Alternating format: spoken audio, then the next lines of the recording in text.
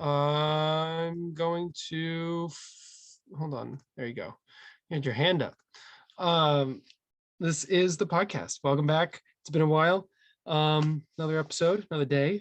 I hope Hello. whoever's listening is having a wonderful day. And for those who are doing finals, I hope you're doing well or staying sane.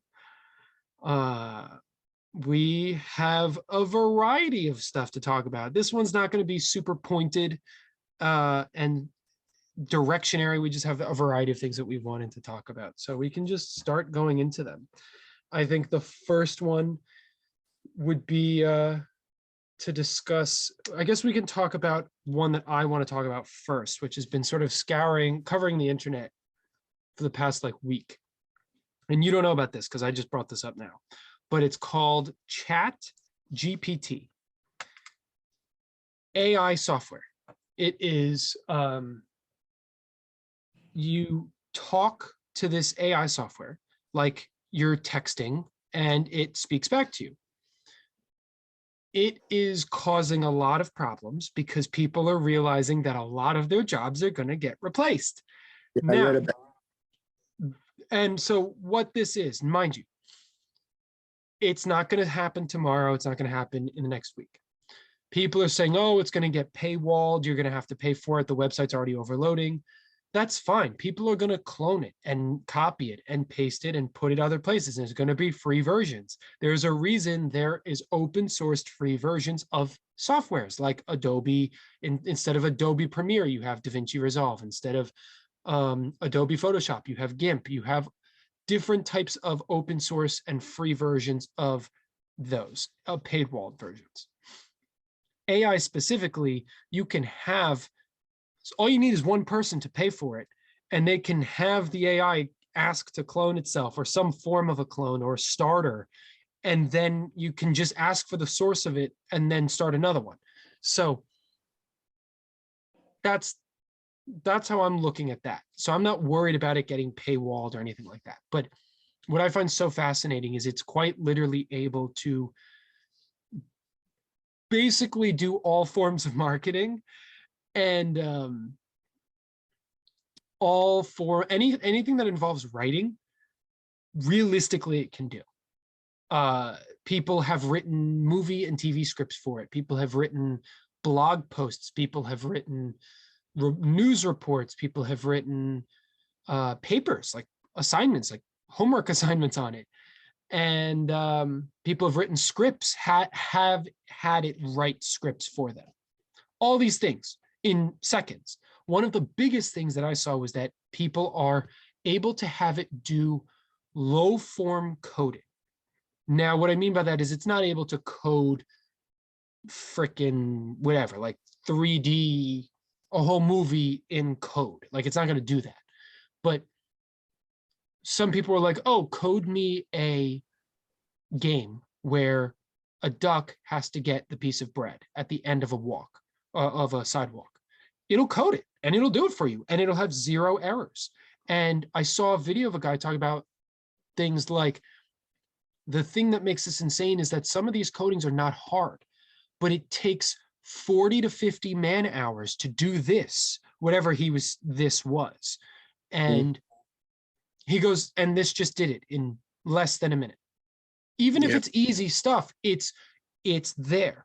And I made a video talking about it on my TikTok about how, people are saying, oh, well, it's not even connected to the internet. And it's also only getting information from a website called Stack Overflow. And Stack Overflow is a website. It's basically a library for coders. If you don't know the code for a duck, you can look it up on Stack Overflow and the code is there and you can just copy and paste it. But you also have to know how the code works and intertwines. You can't just copy and paste everything. You need to have some semblance of it. My argument is, people are saying, oh, well, you just use Chat Overflow. It's just a glorified Chat Overflow. It makes it so much easier than Chat Overflow because at least with Stack Overflow. I said Chat Overflow. At least with Stack Overflow, I have to invest time and energy into learning code and learning how to do those things. I don't have to anymore. I can have this AI code it for me. And so, mind you, basic stuff, not crazy stuff. Yeah, So it creates a dead brain atmosphere. right. And what it also is doing is it takes out a lot of these sort of entry level positions of people who are like coding for websites and coding for applications. It's like those can be done on an app on this AI software, arguably. And that's just with the fact that it's connected to these softwares, not even connected to the internet yet. So ChatGPT specifically is the one that's been sort of going all over the internet. I find it very fascinating. I think it's a precipice of something much greater and much more chaotic. Whether it is positive or negative depends on society. I think it truly depends on how well we adapt and adjust and accept that this is what's going to happen, this is the future, and that rather than looking at it and going, oh, 70% of jobs are going to go out of the fucking window, look at it and go, great, how can we use this to further society? Like some doctor on TikTok was like, hey, I'm literally studying to be a doctor and I'm losing my job to this AI because I asked it these various questions and it diagnosed me almost perfectly with my ailment based off of 3 questions. So, Yeah, it's not. It may be able to do operations with the tools in hand eventually. We already do robotic ones, where people will like do operations with robots rather than their own hands. As for AI based, doctors using it, but I'm just saying eventually the AI might do the operation itself.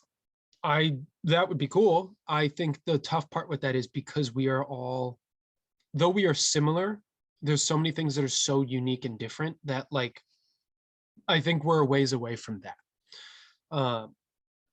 But at the very least, any form of information-based work is going out the window. Yeah. And what I'm excited for is it's going to force society, but specifically education, to reinvent their way they're teaching. Because God, the amount of papers and the amount of assignments that I had to do that were like, write a paragraph about this, write 3 pages about this. I couldn't tell. They didn't teach me a damn thing. It was purely for the grade. And so now when we have AI softwares that can quite literally write unique, unidentifiably non-plagiaristic assignments, you now have to force the school to teach a different way. Now, I've seen a couple places say, oh, well, Google's already being able to tell which one is AI generated, which one's real. And to that, I'd say that's probably because they paid for the back end of the software so that they can see that it's been made by AI, because there's probably some residue or tag associated to the AI software. But as for the general population, people are not going to be able to tell what's AI, what's not. Additionally, colleges are claiming that I saw someone talk about how colleges may start making you sign a document when you apply to college that says they can hold on to your papers for 10 years so that if they find out 10 years later that you used AI-based software to make your papers and finish your degree, that they can retract your degree, which to me is the stupidest thing on the planet, because if the only time that that's going to be hurtful is for doctors and lawyers and STEM people, because if I'm a communications degree or if I'm a business and finance guy and I'm 10 years into a career, after 10 years of a career, I don't think my degree getting retracted is going to do anything, because if I've got awards upon awards after 10 years, or if I've got a couple of awards and I've got a good track record, I don't think my degree getting retracted is going to do anything other than give the school what they wanted, a nice stiff one. Like, I don't know. It's just the idea of it for me is that I'm excited that it will force school specifically to stop pushing papers as a means to education. Well, let me take another viewpoint on this. I did read about it. I too was excited, and also I found it a little scary because an educator, his job is to develop minds, and if you have this AI, you don't have to develop your mind.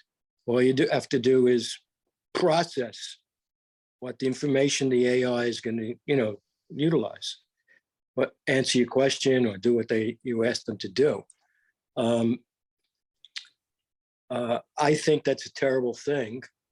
Well, I think, but that's what I mean by the sense of it's going to hopefully reinvent how we teach kids, because right now we're not teaching kids how to be smart. We're teaching them how to be desk workers.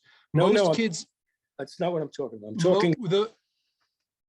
I'm talking about your mind. Forgetting about the teacher, each individual has to develop one's mind. Life is a constant form of learning. When you become late, not you, but when a person becomes lazy and doesn't constantly develop, and in this case probably takes the easy way out and doesn't develop their mind becomes dormant. Example, point. It's a very simple point. I'm 78 years of age. When I was your age, I knew everybody's phone number, everybody's name, everybody's address. Then what came into view and use was the phone. And the phone stores everybody. The phone is a walking computer. I don't have to memorize people's phone numbers. All I got to do is type in a name. I get their phone number and their address and any facts I have stored in there. That's less use of my mind by pressing a button. And that's very, very bad because instead of gaining knowledge, you're losing knowledge as you get older. Well, see, that's where I disagree, though. I disagree because, if anything, it all depends on your perspective. You had to memorize phone numbers, and therefore that was necessary for your survival. If you didn't remember the phone number for your doctor and you needed it, you're screwed. If you're out and you don't remember the doctor's number, you're screwed. If you don't remember your wife's phone number, you're screwed. If you don't remember that girl's phone number that you met at the bar last week, you're screwed. Not in the fun way, So yeah, but that was part of your daily survival. It is no longer part of your survival now that we have the technology. And arguably, we are better at surviving now because you don't have to memorize it. It is stored for you. So now not only can I access my doctor, my girlfriend, my wife, my friend, my mom, my dad, whoever, at a faster rate than you can when you were that age, because now you don't have to recall it from memory. You can keep it here. But on top of that, it is a skill to be able to work a phone. We know this because there's so many people that are either your age or in between your and my age who claim to be media specialists who don't know how to work their phones. And they claim, and they're the ones who are holding positions over these entry-level jobs, and they're expecting us to know how to make a movie frontwards and backwards when they don't even know how to set up Zoom on their iPhone. Sure. So, but my point though is I think what you're getting at is there's a difference between practical knowledge and physical knowledge versus digital knowledge, because they both are knowledge and they both require effort and brain power. One looks prettier and one feels less gratifying than the other. Remembering phone numbers and being able to remember someone's name, phone number, and address for 30 years is impressive. And that's work. But remembering what button to press because it's green and has a cell phone on it, that's not as impressive. That's still literacy though. And that's still effort and takes energy to learn. Just because we're learning it at a faster rate doesn't discount that it is still learning. No, I understand what you're saying, but you know, it's like if you read a book and you're getting your knowledge from the book, uh, it may stick longer than using AI knowledge. It has to be a good combination of both. Uh, I, I do agree that any um, improvement in the way knowledge is dispersed is a good one, but again, I don't want to become, oh, I won't be around, but I don't want to see our society become one that has to press a button to get answers or say, hey, Siri, or hey, Alexa, or, anything new that comes out, get answers and say, oh, print me a paper on how I can operate on a heart. This, or give me diagrams or give me videos on, there's something about going to a class where you have a good professor. There's something when you're a young child of having a great teacher who promotes you and your brain starts thinking, yeah, maybe I want to be this, maybe I want to be that, rather than being on an AI situation in an AI. Here's the thing with that though. I agree with you. I've had professors like that at college where I said, I am very thankful to have had these professors. Shout out to Professor Lisa. She is one of those professors where she was a pivotal and significant person in my college career that genuinely helped shape who I am, and who I wanted to be, because of her class, because of how inviting and how knowledgeable and how enjoyable and how open this class was. Sadly, that was one out of every class I have had since birth. Maybe one other one when I was in middle school, and that was music class because it didn't require a lot of thinking. So the point I'm getting at is, yes, I do see what you're saying, but it's it's hard to think of something that is not currently available, right? So thinking and saying, oh, well, we can shape the way or change the way that education is working. How? Okay. I can't fully describe how, but I would say if we were using AI, right, rather than teaching kids history and trying to learn American history through the eyes of the bias that we have, because we don't actually ever learn real history, because our American history is garbage. Everything we know is a lie because it's regularly lied to us.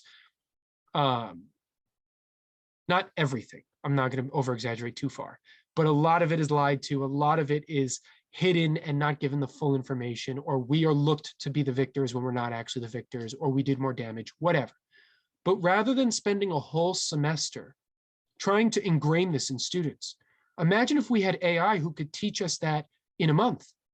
And not only that, we now have more room to learn more things, but it gives us more time and energy to do things that we want and do things that we as humans are meant to do, because we're not meant to be at school for that long. We're not. It's a necessity, but we're not meant to.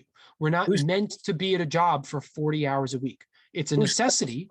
Who says? Who says? I would love for you to find a single person on this planet who enjoys going to school and would spend the rest of their lives spending 40 plus hours a week plus homework going to school. I would absolutely, I would eat my hat if I had one. If you can find someone who would agree with you that they want to go to school for the rest of their lives or go to work for the rest of their lives. Going to school not just builds knowledge, which you can get from AI, but it's social interaction. It builds character. Right, but you can do those things in your own time rather than being forced to do it at school. I would rather build social interactions. If you're mature enough to do it. There are Right. so And but that's my point, though. That's my point. That's the room, the space that we will have in school, right?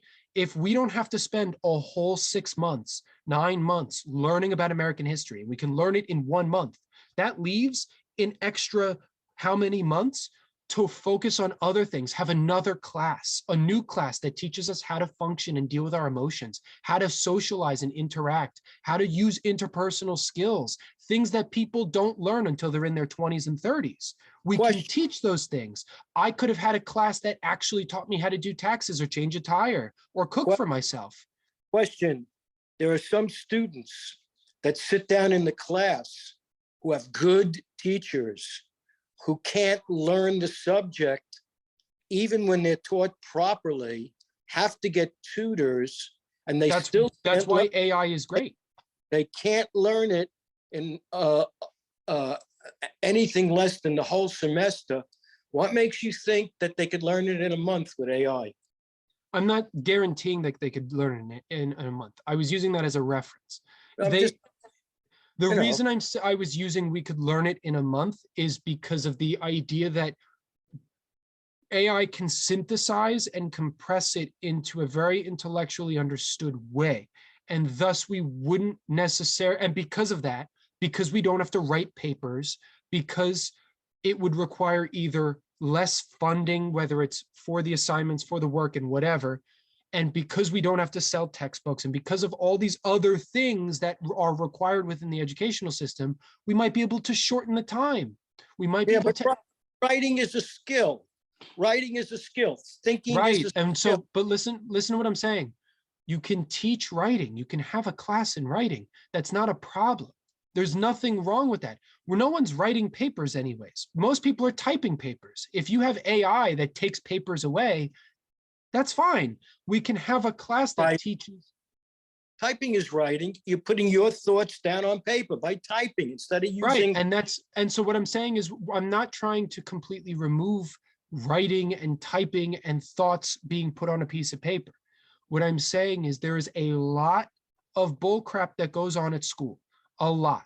There is a lot of assignments, a lot of tests, and a lot of stuff that is completely unnecessary. And the only reason they're there is so that they can get funding from the government and from the Board of Education. Granted. There's but that, and so that stuff, that's what I want removed. I want people to be able to learn and get out without having to invest 4 years at a college when really we only need 2. Because that's what, for me, I didn't need 4.5, 5 years. I needed 2.5 because my first 2 years was a repeat of high school. Why on earth did I have to forced to take poem class and writing class? Everything's particular to each individual school. I mean, no, that's a very common thing across all universities. No, Your first 2 years are known to be just a repeat of high school. That's why people. I agree. I agree because we're not in going back into the 60s. They made me do subjects my first year that I had in high school, so it hadn't changed. Okay, Right, but that's my point. Is it's useless and it's useless. it was the money. Let that. Yeah, it's a money grab. That's my point. We've had that talk on here multiple times Yeah. about how colleges are becoming more and more about money. But that's my point is the whole focus of what I'm trying to get at is that I'm trying to look at AI as a positive outcome or a positive benefit to education. It will aid in our ability to further education in a faster and more cohesive way without taking out important things, because the important things can stay. We can keep the important things. I'm not trying to get rid of education. I want the important things to integrate with it. Yes, Peter, it also can formulate what I would call a series of brain dead all-stars. And by that, I mean, let me explain what I'm saying. I'll simplify it. Everything, you go into a supermarket, everything is AI. You pay the bill, everything's barcoded. They tell the cashier how much you owe, how much change to make. uh, that goes down, they don't know, a lot of the cashiers don't know how to make change. And why? Because they're brain dead all-stars. Not that they're stupid people, but they relied on AI in the simplest form doing work for them. No, that's And where I disagree. They didn't. I disagree. I don't think they did. I think it stems from lack of universal equitable education. The education you're going to find in Florida is going to be completely different from the education you find in New York versus the education you find in Idaho. And that is its own, and that is where AI can bring a level of equality in, because it allows for equal opportunity to information, because the Idaho school that only has a population of 200 kids at the school doesn't get the same funding as the one with 4,000 in New Jersey. And so the one with 4,000 gets new textbooks. The one with 200 gets 12-year-old textbooks with incorrect science facts in them. Like apparently today or yesterday, scientists was able to shoot a laser at two particles and combine them into one. And we figured out how to make nuclear fusion, where we get more than we put in. That apparently has been achieved as of like yesterday. Scientists shot a laser at a particle. It's not going to be available for decades. No, it's not going to be available to the public, but in the near future. But apparently we have created energy where we get more energy out than we put in. So that's not going to be in a textbook for at least a couple of years. Now imagine the kids who don't get the textbook because theirs is 12 years old. Then you turn around and go, oh, it's because of the AI. It's like, oh, they know how to use an iPhone, so it's because they use their iPhones too much. No, it's because the schools don't get equal funding and equitable funding. So you can't blame the lack of education always on the students, but then also blame the technology for them being for their fault. Question. Let's say this AI is stupendous for the future, but there's an old saying in accounting: garbage in, garbage out. You keep bringing up about lack of truth in textbooks and history and so on, and I agree with you. But the person who puts the information initially and seeds this AI, you got to trust that they're not putting garbage in. The people, not one person, but the people, they're not putting garbage in and garbage will come out, that it's not going to be politically or religiously slanted. You got to be very, very careful with that. I mean, well, that's the whole point of AI. The whole point of artificial intelligence is that it's self-learning, so that it would learn the bounds and walls within which the information is given. So if I say, oh, this movie's really, really, really, really bad, and this movie's really good, and then some guy's like, it's fine, the AI will teach itself through thousands and hundreds of thousands of comments that, oh, that's a comment that sits somewhere in the middle. That's a comment that sits all the way on the left. That one sits all the way on the right. And that's the whole point, is it's self-learning. Now, currently, you started off with the name again. Tell the people what the name. I was going to say, now ChatGPT is not connected to the internet. So right now it is and can be biased. That's why I'm not specifically saying, that's why I'm not saying ChatGPT is the future. It's not the Godhead. It is the start of what can be a good beginning. Whether someone clones ChatGPT and makes a better version, or they make a different version, or from this we build a foundation and build something greater, whatever it is, the fact that this has hit the public is part of the conversation that I'm discussing. The fact that it's at the public's view means that this is the beginning of a shift. Okay. That's what I'm talking about. And again, the whole rant we just went on about education could be 1,000% wrong. It's simply a positive perspective that I want to have on AI, because I would like to look at it as a benefit rather than a fear thing, because it's going to happen. People are going to make it whether you're afraid of it or not. I'd rather No, look for the positives and aid it than look at the negatives and be afraid of it. I agree. I agree. So, So let's, with that in mind, I just want to make one comment. yeah, Progress is progress. We evaluate it as it continues, and hopefully we use the progress properly.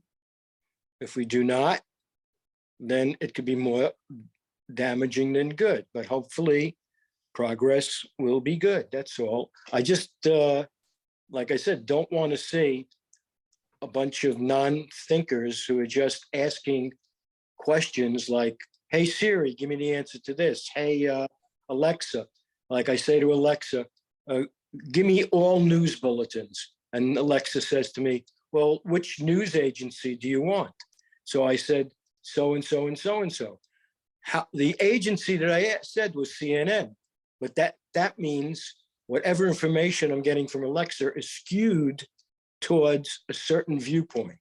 If I said Fox, it would be skewed to a certain viewpoint.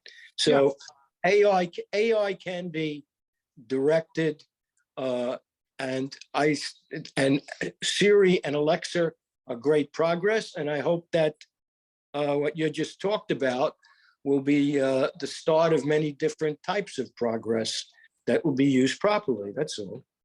yeah. No, I understand what you're getting at. And that's why I tried to acknowledge it a few times that yes, it can be biased. It's not this amazing, perfect thing that's going to break society and we're all going to become friends and kumbaya around the tree. That's not at all what I'm getting at. I'm simply looking at it as I'd rather focus on the positives and say, let's lean into those, because I think we, especially in the recent years, have had a tendency to lean into the negatives and sort of nihilistically just doom and gloom ourselves into this horrible entrenched life. And I think there's so much more positives to be about it, which is funny that I'm talking about that because the next thing we're going to talk about is not 100% positive. So yeah, you know what the difference is between you and myself besides age? And when I went to college, I thought you said AIDS. I'm sorry. Keep going. age, God forbid. Uh, um, most of my professors were good. And one thing I got from them was you don't learn something until you read it, write it down, and you have the ability to explain it to someone else. And as long as we could do that, even using AI, then I have no problems with it. That's all. That's fair. That's very fair. All right. We're going to take a quick bathroom break. We'll come back on bathroom break because I have to add the two clips together because Zoom sucks. So, all right, we'll be right back. You guys won't see a difference. 2 minutes. And we're back. Yeah, so again, you guys probably didn't even see a difference. I just spliced them together. It takes us a couple minutes because I have to reload the video and re-record it and all that stuff. So anyways, spoke about that. Now, the second part I want to talk about is the job market. This one is very much, it is a journey. So for those who continue to watch, I have been applying for jobs for the past 4.5 months now. Might not have been the optimal time because I know as we get closer to the holidays, it's harder to find jobs because people are usually keeping them because they want to pay for the holiday events that they do. But nonetheless, been applying for jobs the past 4.5 months. To date, let me check. While I'm on recording, I'm going to check how many I have applied for as of recently. So as of 4 days ago, I've applied to 375 jobs. And that is 375 starting from 4 days ago. And that started, what is that? 4.5 months.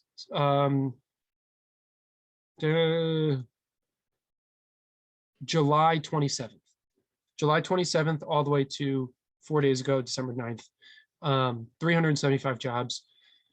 And out of that, I think I've gotten 3 interviews. And maybe a fifth of them have responded to me saying that I didn't get the position. The other, like 250 plus, no response, none at all. And these are from a variety of companies: Disney, Viacom, Discovery, Warner, Netflix, and then a bunch of small organizations as well. I do not want to hear from a single person that companies are not hiring. 375 jobs. Originally I started for the first like month and a half. I was applying to 10 jobs a week. So roughly like 1.2 per day. I then was like, okay, this isn't working. Let's do 5 a day. So I started doing 5 a day, roughly. I mean, some days I just, like on a Sunday, I wouldn't do it, or a Saturday, or like recently, because I was with family and my girlfriend doing something over the weekend, I didn't bring my computer to apply for jobs. So, but 5 per day. And these, I'm not applying for jobs that are out of my entry position. I'm going on LinkedIn, and you can have filters. You can filter full-time, contract, part-time, internship, and so forth. You can filter locations. You can filter entry level, associate, manager, senior, whatever, all types of filters that you can do it by. Most of them are entry to associate level. Occasionally there were some mid-level ones that I applied to because what was required and what it was asking for as requirements for the job, I had, and I knew I could do. So I applied to them. But most of them are entry to associate level positions. And I can't even get a denial from 80% of these companies. I can't even get a denial. I don't care how many people are applying for the position. I don't care. 375 jobs in 4.5 months. I had an interview today. I think it went well. It was a wonderful interview. I'm going to figure out what to do with it soon. It was for an internship, because apparently that's the only available thing that will give me a call back, is an internship. Again, wonderful company, wonderful position. I have to figure it out, because as someone who is trying to make a livable wage, I don't know if I can afford to work for free or for such a low thing, because I'm trying to move out and I'm trying to invest in my life and actually live, not in a basement. So I have to figure it out. But yeah, this is, and the concept of, oh, the pandemic's over and all this stuff, I disagree. I think there's so many things that the pandemic has changed, and that so many things that people are still benefiting from the pandemic. And I also wanted to discuss this because I think it's, I've been seeing people talk about it, or that they're uncomfortable that they haven't been able to find jobs. Like I see people post on social media, they're like, I have 10 years of experience and I can't find a job. I have 12 years of experience. I have 5 years of experience. I can't find a job. And I'm like, great. Okay. That makes me feel a little bit better that I'm not just some, experienceless person who's trying to build experience through his personal gain, through his personal means, struggling to find a job. There's other people out there who are struggling to find a job. But I don't know. I have no idea what to do. I search everywhere. I go on LinkedIn. I go on remote.com, which is a website for remote jobs. I go and search up major companies and I apply on website. I'm doing it all. And I've hit a point where, at least currently, so far, none of these jobs warrant a cover letter. The one thing that I've learned from applying to 375 jobs is cover letters are the dumbest thing in the world. They are the dumbest thing in the world. All it is an ego stroke for the company. And any company that I've seen that talks about how they love cover letters, it's a scam. There's nothing about it that promotes anything. Because if I'm trying to apply for my ability to edit audio and video for your company, what does a cover letter showcase to you that my resume doesn't? My resume shows you what I can do. My cover letter is, it's like the shot you take before you get your beer. You know what I mean? Like, it's not of benefit. And so, yeah, amazing. The thing is, and we talked about this many times, nobody in this day and age is guaranteed a job in the field that they come out from college with, even if they have a master's degree, unless they're professional. I mean, you have varied skills from acting to editing to making film. Not even the acting part. Screw the acting part for a minute. The media portion. I am a very well-rounded media person. No, but more so than a lot of people. The thing is that, like, what I have found is I'm either too well-rounded to the point where I have the skills that they want, but they also want someone with 4 years of experience. That's my favorite. Entry-level jobs. I was looking at a few of them. I shit you not. It says entry level on the top of the thing on LinkedIn. And then I scroll down, it says 3 to 5 years of experience. Well, the thing is, again, you come out of college with a degree, unless you're a doctor, lawyer, or professional, it's very difficult.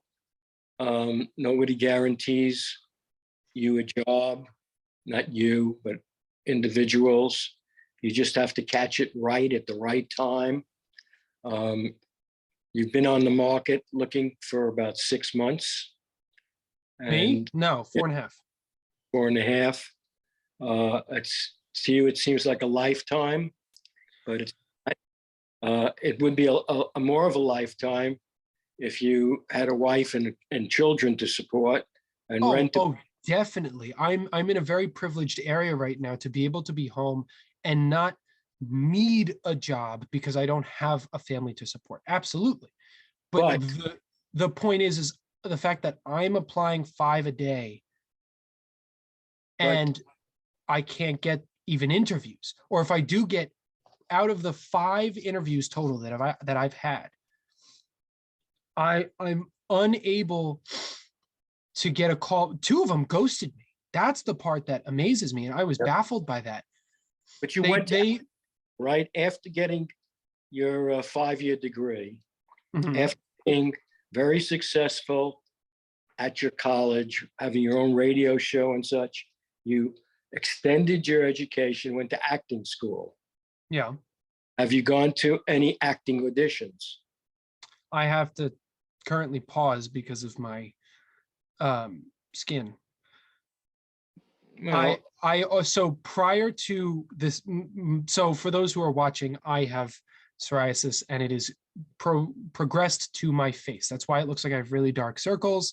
It's around my eyes, it's under my neck. It's becoming a significant problem. I'm waiting to be possibly verified for my medication that will help and fix this sometime this week, which will be a nice thing, because if I do get cleared and I get the medication, I can do updates through our podcast.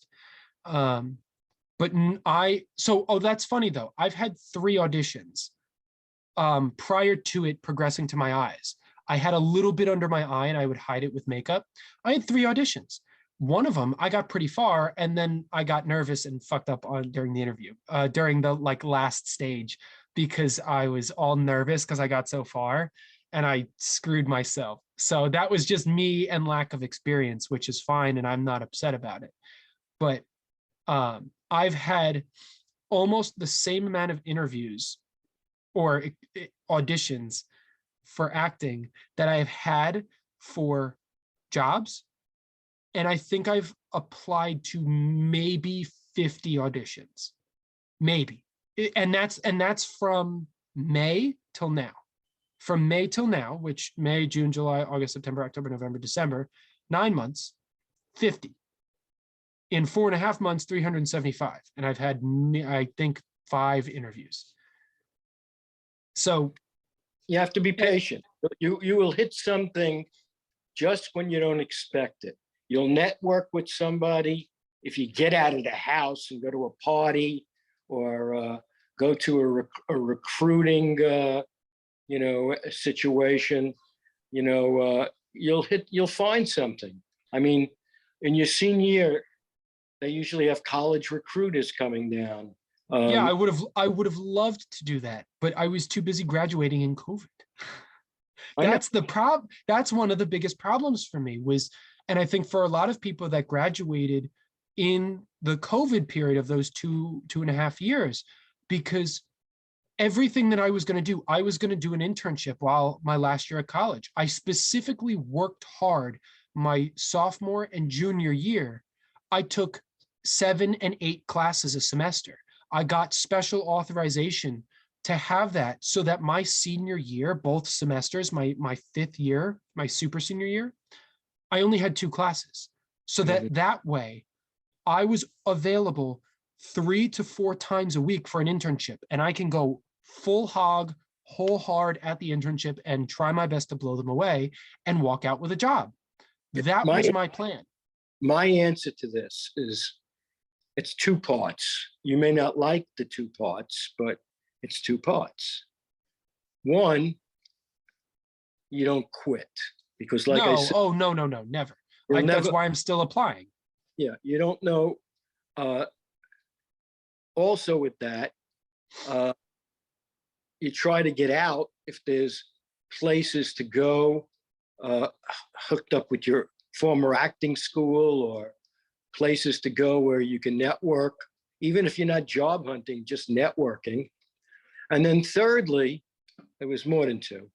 Thirdly, if you need money, then while you're doing all of this from home, you go and you get a job that's going to give you money that's not what you want to do, but maybe it'll give you $15, $20 an hour, work that you don't want to do, but you do it to put money in your pocket so you could save. And then when your regular job comes around, you go to it, because you could always quit a job you don't want to be on. It's only a job. You're looking for a career. So, no, I understand that. And that's true. I'm currently, working on the weekends for that. I am working on weekends to make some pocket, just to have something. It's not enough to do anything other than, some small stuff, but nonetheless. Or you could find a girlfriend who you have a girlfriend, and you tell her, look, I'm looking, you got to work extra hard and take care of me. Yeah. Or I'll tell her, look, times are getting tough. I may need to find a sugar mama. We can stay together. There's no problem. I'll just find a sugar mama and she'll fund us together. She won't know. Right. Sugar mama fine either. Yeah. So I think let me preface this, because I didn't preface this prior. I'm not necessarily looking at this from a defeatist perspective. I'm not looking at this as I'm giving up or anything in that resort. I'm looking at this more of like, I wanted to discuss that this is like an actual thing that's occurring, and that people who say, oh, you can get it, there's plenty of jobs, there's not. And if there are, some of these companies are just lying, because I'm quite literally applying to 5 a day, and I do not get more than 1 response per week, more than, like, at best 1 per week. So at minimum, I'm getting even if I'm only applying Monday through Friday, 1 per 25, I'm getting a denial, not like just a response. Even if it's a maybe or an interview or whatever, 1 per 25, a response. The other 24, ignore me. And then once I do possibly get an interview, I have to run the risk of, great, I'm going to put in all this time, energy, and effort into learning the company, studying and understanding who and what their vision is. Do I actually want to work for them, or did I just apply to them because I'm looking for a job? And then having to put on a smiling face and be like, no, I'd love to work for you guys because of this, and hope that they want that, and then hope that they don't ghost me like two companies did. Two companies who said they were interested in me and that I would hear from them in a week. I then emailed them, no response. Emailed them again, no response. They just completely left me in the dark, as if it's like I was like, I felt like I was in high school again. Like I'm talking to a girl, and she was like, "Yeah, I'll text you later," and then just never texts me again and doesn't show up to school. And I'm like, "Okay, great, Yeah, you know, amazing." So there's a difference between a job and a career. You want a career. no, of course, If I you were understand.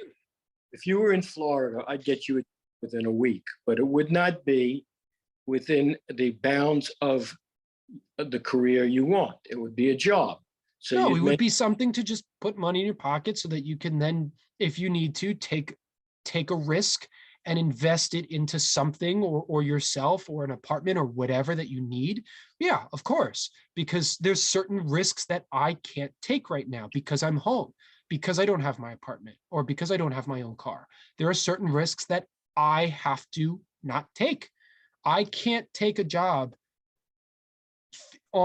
in office in New Jersey because I don't have a car that I can reliably have 5 days a week. So any job in New Jersey that requires me to drive to an office, I can't take. But surprisingly, I can have a job that is in New York that's in office, because I can have my sister or my mom drop me at the train station, and I can be in the city all day, and they can pick me up at night after everyone's available. So somehow going farther from home is more reliable than staying local. So, but I'm in a unique situation. Not everyone, some people have a car, some people don't. That's fine. Um, but you it make is, try to start your own business, figure out what you could do.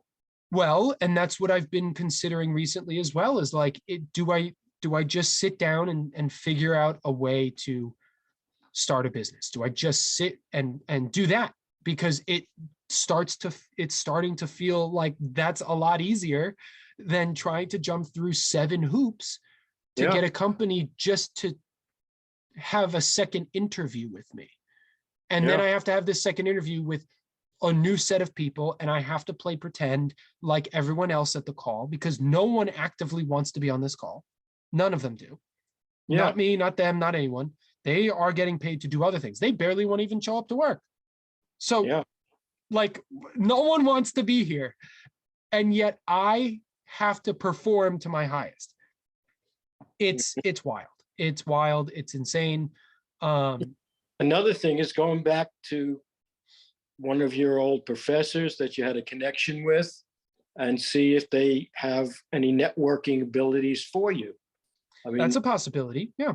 I can always do that. I think that depends on the professors, and it depends on the connections I've had with them.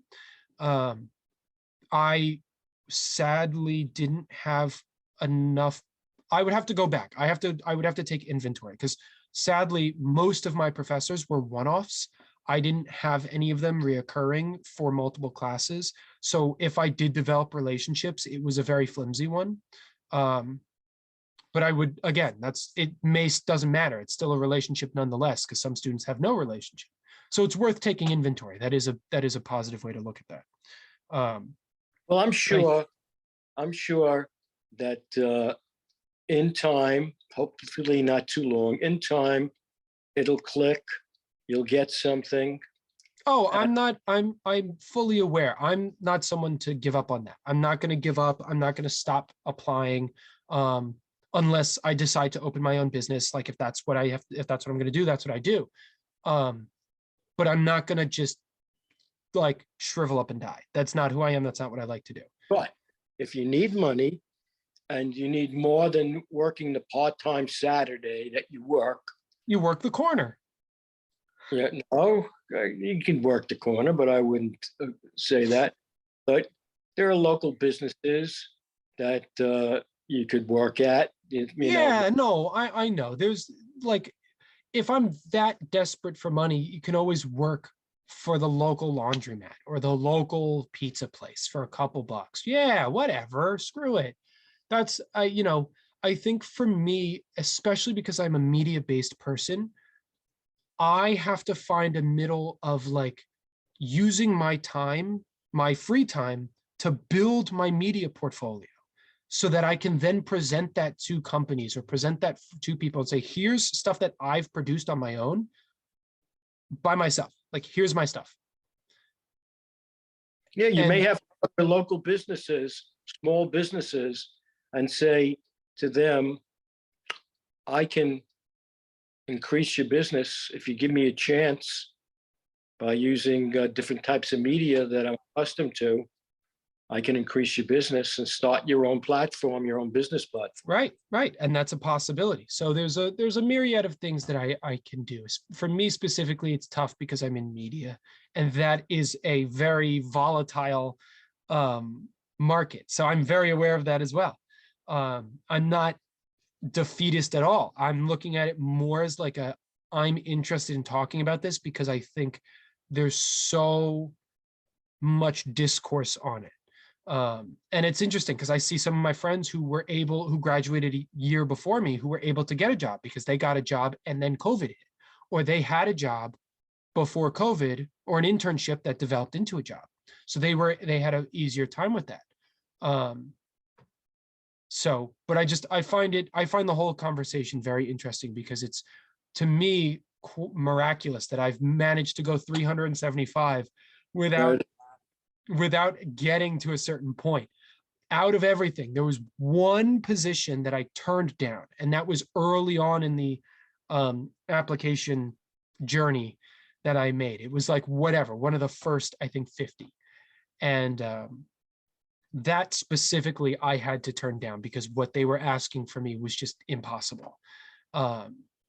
In terms of from a media standpoint, and at the time, if I would have known that I would be going through this, yeah, maybe I would have said, screw it. You're asking me for literally impossible feats, but I'll do it. And if you don't like it, you can fire me, whatever. I could have just done that, but that's a lesson that I learned now. So, but yeah. Well, I'm sure. I'm not worried about finding a job in the sense of like, oh, I'm never going to find a job. I know who I am, and I know if like I've been talking about this with my girlfriend and my mom, that I need to take inventory of where I'm at personally and figure out, like, I'm 375 in. Do I shift? Do I shift and try something else? Do I try doing entrepreneurial stuff? Do I try making a social media account where I do like streaming and crap like that? Do I need to shift? Is there something that needs to occur? Because there's a certain point where you've done enough where you can feasibly say, okay, you've done enough, do something else now. Because right now you're just beating your head against the wall. But that's where I'm at right now. I'm in this sort of transitory period where I'm going to figure it out. Maybe I won't figure it out until January because it might be better, because there's not much of a transitionary period right now to do anything between now and New Year's. So it might be better to hold off and wait till January. I don't know. I'm going to figure it out. But figure it out. With that, I just want to, for anyone who is listening, who is applying for jobs, just keep going. You just got to keep throwing them. At this point, in the way society is and the way media works, quantity over quality. Obviously, the ones that you want, you really do want, put the time into, but just apply. Some kid, my mom, who came into the work, he said that he's applying to 10 a day. He was 10 a day. I'm doing 5 a day. I already spend a couple hours searching for these jobs because I'm not going to just apply for everything under the sun. I'm applying for things that apply to me and things that I can do and things that have a possibility of a ladder or a possibility to sidestep, not just a front desk or a caller for whatever. So, professional job placement agencies. Yeah, but I'm also not trying to pay people to get me a job. Well, that might because be the last resort. that'll be a real last resort to pay people to get me a job. The longer I'm out of a job, the more money they make. So like they're going to be doing the same effort as me. So yes, it's a possibility. It'll be an unlikely one for me though. So I would finish this off with just keep going, keep trying, keep pushing. And let's, if you have your opinion out there, Let's hear it. I want to hear your opinion. If you disagree with everything I said, tell me. I want to hear it. I want to talk about it.